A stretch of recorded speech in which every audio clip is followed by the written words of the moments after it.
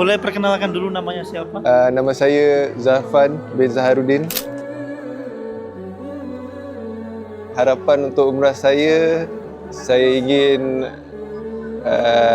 doa-doa saya insya-Allah yang saya akan sampaikan kat sana, Tuhan akan kabulkan. Amin. Dan untuk apa-apalah yang saya akan doakan untuk kedua ibu bapa saya, keluarga saya, rakan-rakan saya, dan untuk diri saya, itu yang penting. Itu yang penting. Apa yang Pulang ingin setelah umrah. Jadi mutaif. Dari mutaif bukan.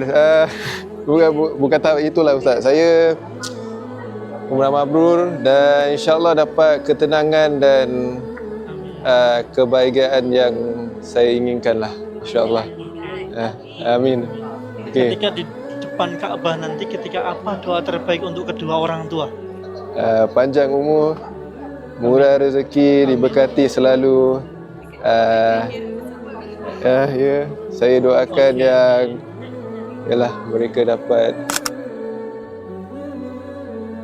Hisar Travel. InsyaAllah semoga Hisar Travel selalu, semoga kejayaan selalu. Siapa-siapa nak pergi umrah boleh kontak Hisar Travel. Ya, betul boleh. InsyaAllah. Hashtag pasti berangkat. Oh, ya, betul. Okey. Masya Allah. Okey. Tapi itu saja. Siap. Terima kasih. Terima kasih banyak. Boleh. Bye-bye.